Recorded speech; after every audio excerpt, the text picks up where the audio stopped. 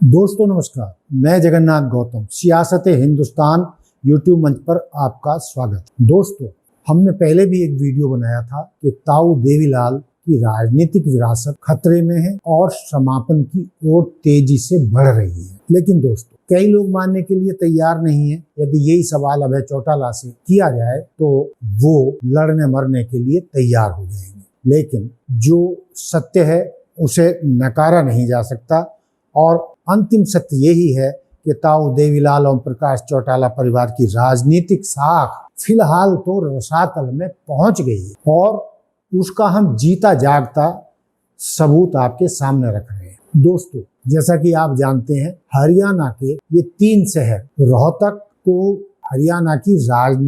राजनीतिक राजधानी कहा जाता है, गढ़ कहा जाता है, और हिसार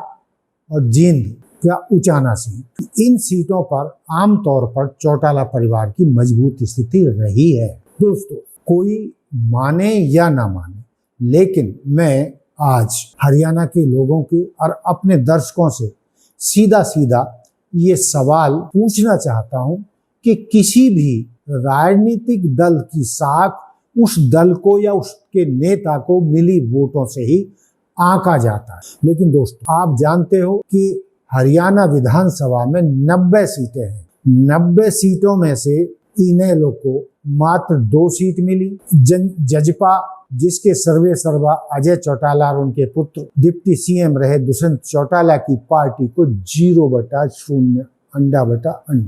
मिला। और जो आदमी हरियाणा का डिप्टी सीएम रहा हो और कई मंत्रालय उसके पास रहे हो, दुष्यंत चौटाला। अब दोस्तों, जो मैंने बताया था, जींद भी इनेलो का राजनीतिक गढ़ रहा है और उचाना सीट हमेशा इनेलो और कांग्रेस के बीच में शक्ति परीक्षण की मिसाल रही है। कभी इनेलो का पल्ला भारी तो कभी कांग्रेस का भारी। लेकिन पिछले 2 चुनावों से तो बीजेपी इस सीट पर भारी पड़ रही है। अब मैं पहले तो ये सबूत आपको देना चाहता हूँ कि ताऊ देवीलाल ओम प्रकाश चौटाला की राजनीतिक विरासत या साख कैसे रसातल में पहुंच गई है और इस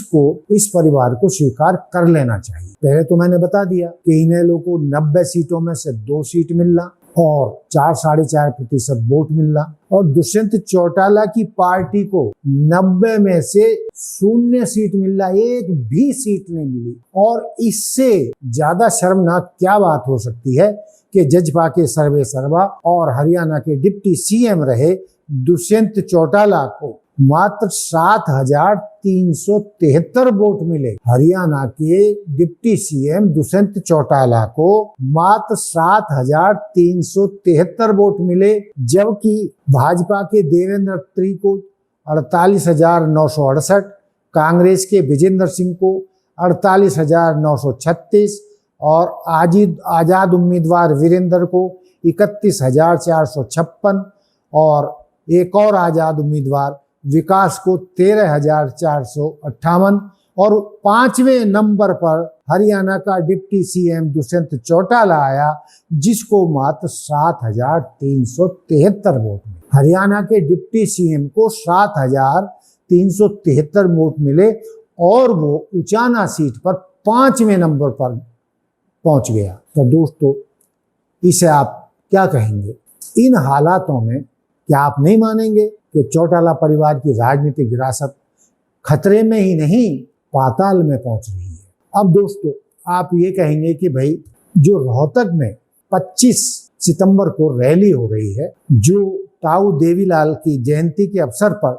जो सम्मान दिवस रैली आयोजित की गई है, यदि इसमें देश भर के प्रमुख विपक्षी दलों के नेता पहुंचे और जिस तरीके से हर साल होने वाले ताऊ देवीलाल जयंती सम्मान दिवस समारोह रैली में पूरे देश के विपक्षी नेताओं का जमावड़ा हर साल रोहतक में होता है, यदि उसी तरीके से पूरे हिंदुस्तान से विपक्षी दलों के नेता रोहतक रैली में पहुंचे और इसके साथ साथ, जैसा कि मैंने खबरों में पढ़ा और मीडिया से मुझे पता चला कि अभय चौटाला ने चौटाला देवीलाल परिवार के सभी सदस्यों को इस रैली में आमंत्रित किया है। उसमें अजय चौटाला भी पहुंचेंगे, दुष्यंत चौटाला भी पहुंचने की संभावना है, लेकिन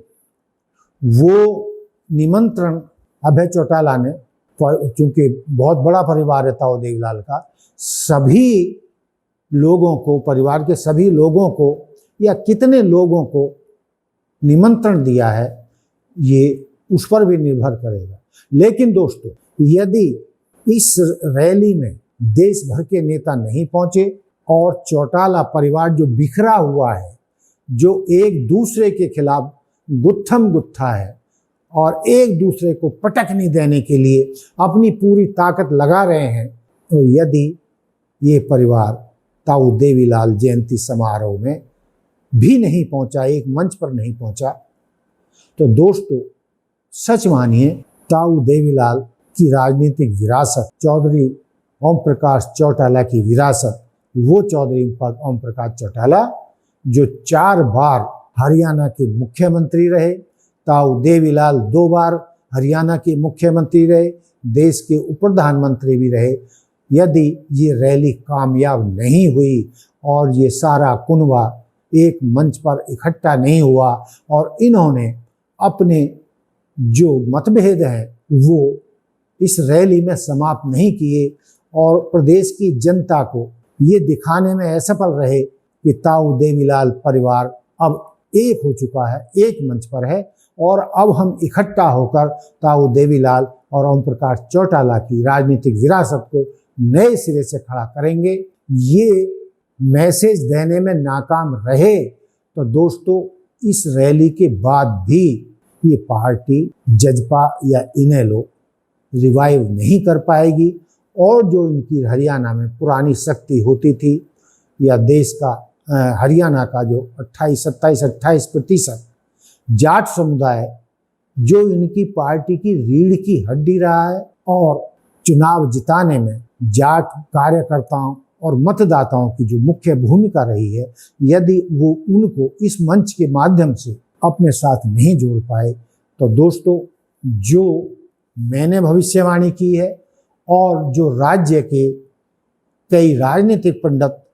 भविष्यवाणी कर रहे हैं, ताऊ देवीलाल और ओम प्रकाश चौटाला की राजनीतिक भविष्य रसातल में चला जाएगा और राज्य की राजनीति में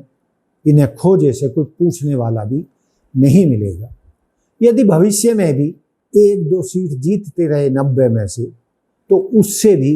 क्या होने वाला है, सत्ता में तो लौट नहीं सकता। ताऊ देवीलाल परिवार 1 सीट, 2 सीट, 4 सीट ले भी है। तो दोस्त अभय चौटाला, अजय चौटाला और दुष्यंत चौटाला और इनके बाकी जो भी परिवार के सदस्य राजनीति में हैं, इनको नए सिरे से हरियाणा में, पूरे हरियाणा में पार्टी को रिवाइव करने के लिए जी तोड़ मेहनत करनी होगी और पहली शर्त है कुनबे को इकट्ठा करना। बिखरे हुए ताऊ देवीलाल चौटाले के परिवार को